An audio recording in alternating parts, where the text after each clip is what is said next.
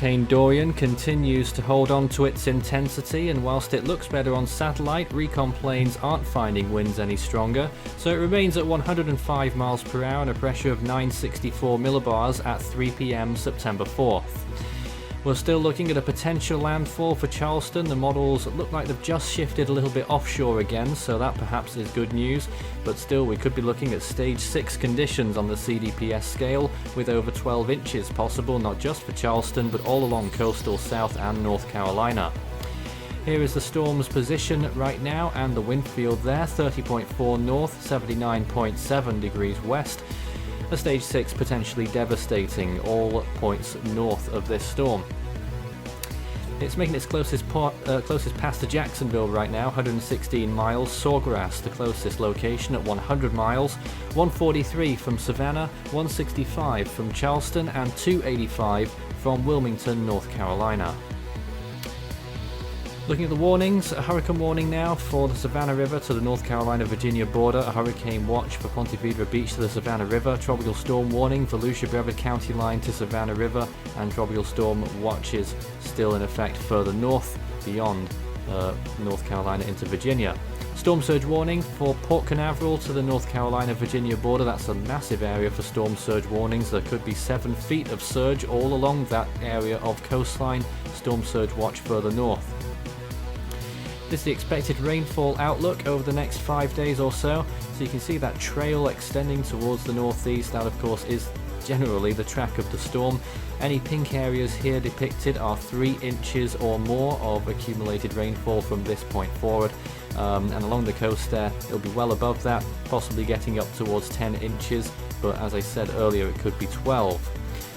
Sea surface temperatures remain warm, so that will be good enough for the storm at least to maintain its current intensity for a little while longer, 28 degrees Celsius roughly. And this is what the GFS is saying for its wind field forecast over the next few days. So there it is, Thursday, just off South Carolina. Latest run has shifted it further south, so it's no longer depicting a landfall, but very close to one on the North Carolina Outer Banks. National Hurricane Center are predicting a landfall in North Carolina for the first time on their last forecast advisory, but it's very fine margins, and really whether it makes landfall or not won't make much of a difference. Hurricane force winds are expected all along the hurricane warning zone. These are the chance of tropical storm force winds: 91% at Port Orange, 78% at Jacksonville, 92% at Savannah, 95% at Charleston, and 91% in Wilmington. So those chances very high all along those coastal regions. It's pretty much going to happen. Models, this is what they're saying at this point. We're still awaiting this evening whether we see the storm pick up in a little bit more intensity on its last push before it really weakens terminally. Wind shears remaining low for a few more hours, but then it will spike up according to the models tonight. We will dip again tomorrow briefly, but the damage will have been done. Sea surface temperatures also peaking later this evening, so it's make or break now for Dorian whether it will possibly get towards major hurricane status one more time. Here is the latest satellite imagery of the storm. It's been looking better in the latest frames in terms of its eye wall and its cloud tops, although its eye temperature has been failing a little bit in the last few hours. Satellite appearance has improved quite remarkably, quite markedly I should say, but recon planes haven't found any stronger winds, and I don't believe they've found any deeper pressures either, so there are no indications from direct observations that this storm is strengthening at this time, but satellite can certainly convince many of us of something else perhaps. But there is the latest imagery. Bands moving along the coast at this point all the way up to North Carolina. Rainfall totals are going to start to increase now. It's making its closest pass to Jacksonville. They'll be in the clear pretty soon by the time we get to tonight, hopefully. But the storm could still deviate further towards the west, and that means a landfall in South Carolina is very possible tomorrow.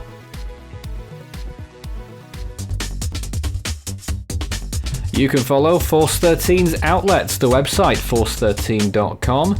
You can also find our YouTube channel. If you're not there already, you may well be. Good chance of that. Subscribe if you haven't. You can also find our Facebook page, search Force 13 all in text, and our Twitter handle. It's @Force13 on there. You can also help the project become even better by becoming a patron. You can see more information about all the benefits involved by visiting patreon.com/Force13. With a special thanks to these people for being our most valued patrons this month. You can also check out our growing merch store so you can show Force 13's colours wherever you go. You can also find a link to our Discord server underneath this video in the description.